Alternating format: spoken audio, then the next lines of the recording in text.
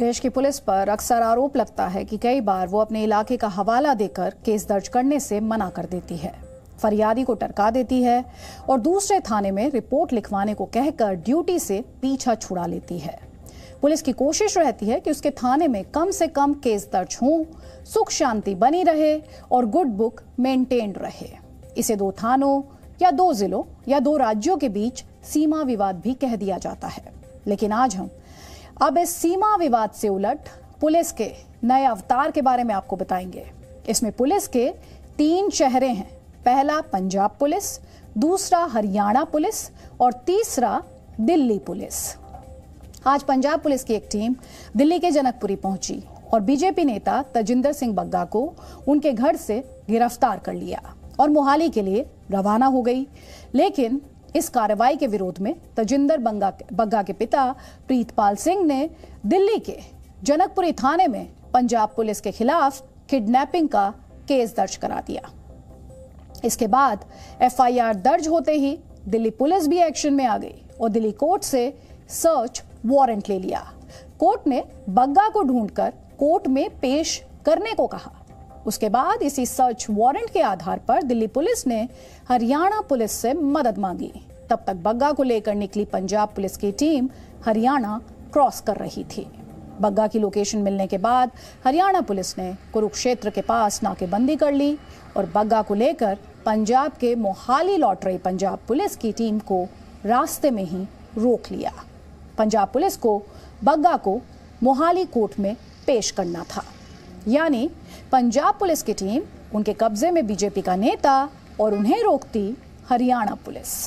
अपनी टीम को रोके जाने के बाद पंजाब पुलिस की तरफ से हरियाणा के डीजीपी को चिट्ठी भेजी गई। इस चिट्ठी के साथ बग्गा के खिलाफ दर्ज एफआईआर की कॉपी भी भेजी गई। पंजाब पुलिस ने अपने लेटर में कहा कि उसकी कार्रवाई नियमों के अनुसार थी और हरियाणा पुलिस ने उसे अवैध तरीके से रोककर सरकारी काम में बाधा डाली है। बग्गा अभी भी कुरुक्षेत्र के पीपली में ही थे।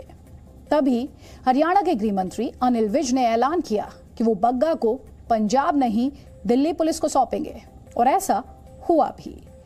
यहां हुई तीसरी पुलिस यानी दिल्ली पुलिस की एंट्री। दिल्ली पुलिस के सीनियर अधिकारी कुरुक्षेत्र पहुंचे और पूरे हंगामे के करीब 7 घंटे बाद बग्गा को लेकर दिल्ली के लिए रवाना हो गए। यही नहीं, दिल्ली पुलिस ने तजिंदर बग्गा मामले में पंजाब पुलिस पर 2 केस भी दर्ज कर लिए हैं। इसमें पहली एफआईआर बग्गा के अपहरण की है, जबकि दूसरी बग्गा के पिता के बयान के आधार पर उनके साथ मारपीट की। यानी पंजाब की पुलिस बग्गा को गिरफ्तार करने पहुंची थी, लेकिन दिल्ली पुलिस और हरियाणा पुलिस ने मिलकर उसे ऐसा करने से रोक दिया। बग्गा पंजाब पुलिस की गिरफ्त से छूटकर दोबारा दिल्ली लौट आए। दिल्ली पहुंचने के बाद बग्गा को दिल्ली पुलिस की तरफ से सुरक्षा भी मुहैया करवाई गई। ये हाई वोल्टेज ड्रामा करीब 8 घंटे तक चला और दोनों ही पक्ष एक दूसरे पर आरोप लगाते रहे। बग्गा की गिरफ्तारी के बाद उनके पिता प्रीतपाल सिंह ने पंजाब पुलिस पर क्या आरोप लगाए, पहले आपको वो सुनवाते हैं। अचानक ये 2 पुलिस वाले आए जो आगे भी 2-3 बार आ चुके हैं नोटिस लेके। अचानक बाहर का दरवाजा खोल के धड़धड़ाते हुए लगभग 10 से 15 के बीच होंगे अंदर कमरे में घुस आए और उसको खींच के ले जाने लगे।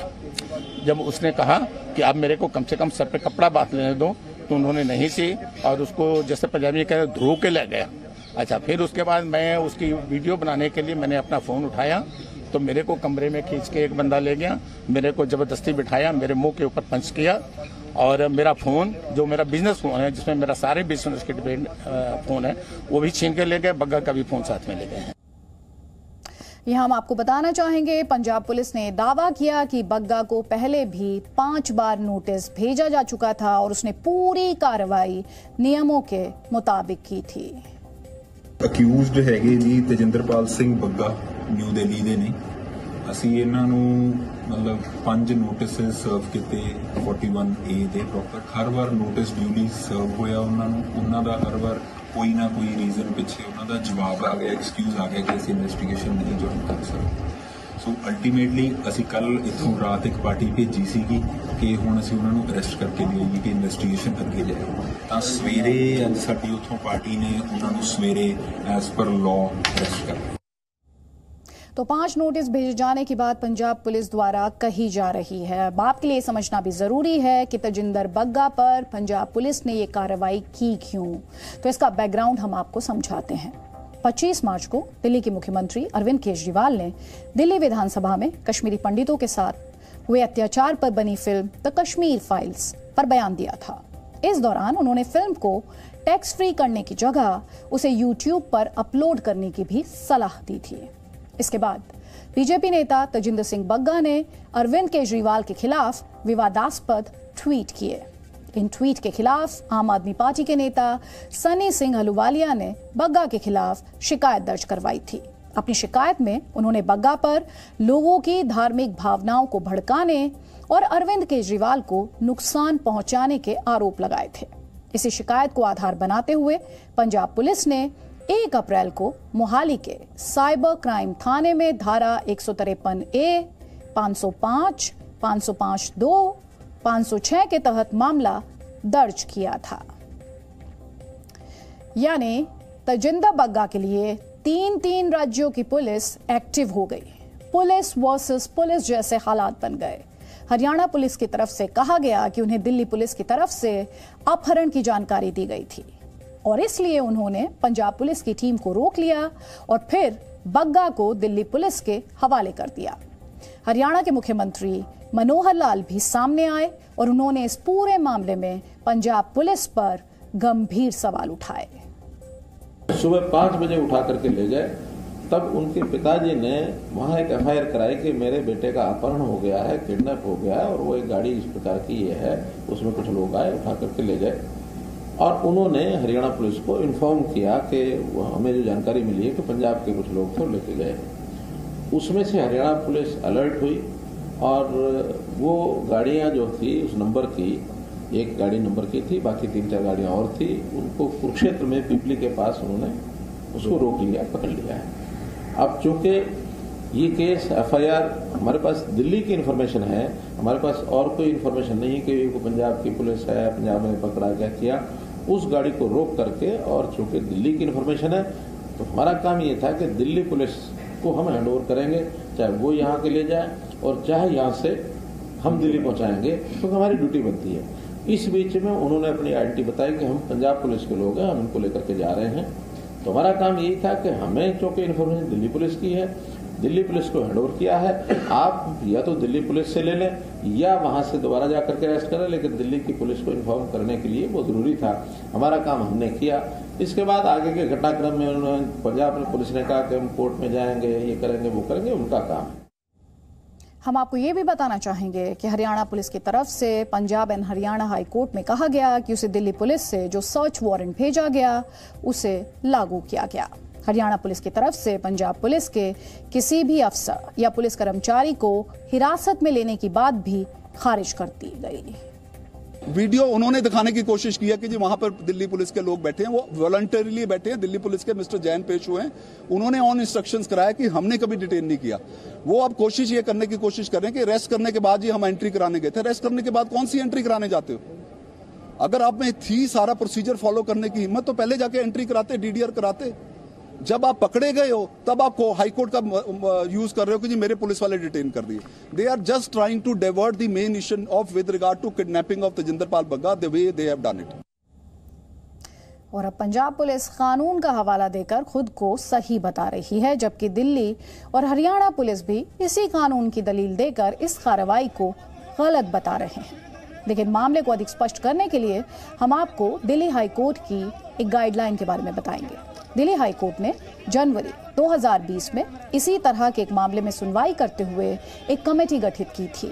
इस कमेटी की गाइडलाइंस के अनुसार अगर कोई भी पुलिस अधिकारी अपने केस के सिलसिले में राज्य से बाहर जाता है तो उसे पहले वरिष्ठ अधिकारी से मंजूरी लेनी होगी। ऐसी स्थिति में पुलिस इमरजेंसी में बिना किसी वारंट के भी गिरफ्तारी कर सकती है, लेकिन इस मामले में उसे इसके पीछे की लिखित वजह की जानकारी देनी होगी। गिरफ्तार किए गए व्यक्ति को राज्य से बाहर ले जाने से पहले उसे उसके वकील से मशवरा करने का मौका दिया जाएगा। गिरफ्तारी करने के बाद राज्य छोड़ने से पहले पुलिस को उस इलाके के स्थानीय थाने में जाकर वहां के रोजनामचे में एंट्री करनी होगी, जिसमें गिरफ्तारी से जुड़ा पूरा ब्यौरा दर्ज किया जाएगा, रिकॉर्ड किया जाएगा। तो 3 राज्यों की पुलिस के इस एक्शन पर हम आपको बताना चाहेंगे, सियासत भी शुरू हो चुकी है। दिल्ली बीजेपी ने इस कार्रवाई के खिलाफ जोरदार प्रदर्शन किया और दिल्ली के मुख्यमंत्री अरविंद केजरीवाल पर पुलिस के दुरुपयोग का आरोप लगाया। बीजेपी के साथ कांग्रेस ने भी अरविंद केजरीवाल पर निशाना साधा। जिस तरह की ये तानाशाही, डिक्टेटरशिप और हिटलरशाही केजरीवाल ने दिखाई है कि जब उनके पास पंजाब पुलिस आई तो पंजाब पुलिस का दुरुपयोग यहाँ पर उन्होंने अपने फौज की तरह, अपने फोर्स की तरह किया है। और जिस तरह से पंजाब पुलिस ने कानून की धज्जियां उड़ाते हुए दिल्ली पुलिस को कोई भी इत्तला नहीं दी, दिल्ली पुलिस को कोई सूचना नहीं दी और उन्होंने पगड़ी तक नहीं पहनने दी है बग्गा को। जिस तरह से उन्होंने बग्गा के घर में उनके पिताजी के साथ मारपीट की है और उनके मुंह में कपड़ा ठूसने की कोशिश की है, ये दुर्भाग्यपूर्ण है जो कुछ भी हो रहा है। पंजाब पुलिस का तमाशा बनाकर दिल्ली के मुख्यमंत्री अरविंद केजरीवाल ने रख दिया है। साफ दिख रहा है कि पॉलिटिकल वेंडेटा के तहत दिल्ली के मुख्यमंत्री, पंजाब के लोगों ने जो ताकत भगवंत मान जी को दी है, वहां के लोगों ने उसका दुरुपयोग दिल्ली में बैठकर कर रहे हैं। तो आपने सुना, बीजेपी और कांग्रेस पुलिस के दुरुपयोग का आरोप अरविंद केजरीवाल पर लगा रहे हैं। वहीं आम आदमी पार्टी ने बीजेपी नेता बग्गा पर कार्रवाई को सही बताया और पंजाब पुलिस को रोके जाने की आलोचना की। इन्होंने अपने ट्वीट्स के माध्यम से पंजाब के अंदर सांप्रदायिक तनाव और सांप्रदायिक हिंसा भड़काने की कोशिश की और इनके ऐसे बयानों के चलते इनके ऊपर पंजाब पुलिस ने मुकदमा दर्ज किया। किसी भी मुजरिम के ऊपर जब मुकदमा दर्ज किया जाता है, एक्यूज को पुलिस कहती है आप इन्वेस्टिगेशन ज्वाइन कीजिए। इनके पास इन्वेस्टिगेशन ज्वाइन करने के लिए सम्मन भेजा गया, इन्होंने इन्वेस्टिगेशन ज्वाइन नहीं किया। इनके पास दोबारा सम्मन भेजा गया, इन्होंने इन्वेस्टिगेशन ज्वाइन नहीं किया। अब बीजेपी वाले कह रहे हैं कि साहब इनको बताया नहीं गया, इनको अरेस्ट कर लिया। तो बीजेपी और आम आदमी पार्टी एक दूसरे को लगातार गलत बताने की, गलत साबित करने की कोशिश यहां पर कर रहे हैं। लेकिन हमारे देश में पुलिस पर अक्सर सत्ताधारी पार्टी की सुविधा के हिसाब से काम करने के आरोप लगते हैं। ये कह दिया जाता है कि सत्ता में जैसी पार्टी वैसी पुलिस, और इस वजह से पहले भी राज्यों की पुलिस के बीच विवाद की खबरें आती रही हैं। इस मामले में भी यही बात कही जा रही है। पंजाब पुलिस ने जिन कानूनी तर्कों की दलील देते हुए बग्गा को गिरफ्तार करने के लिए एड़ी चोटी का जोर लगा दिया, दिल्ली और हरियाणा पुलिस ने भी उसी कानून का हवाला दिया और बग्गा को उसकी गिरफ्त से छुड़ा लिया। अब पूरा मामला पंजाब हरियाणा हाई कोर्ट में पहुंच चुका है और वहां तय होगा कि कौन सही था और कौन गलत। Presenting B News app, available on Google Play and App Store. Download it now.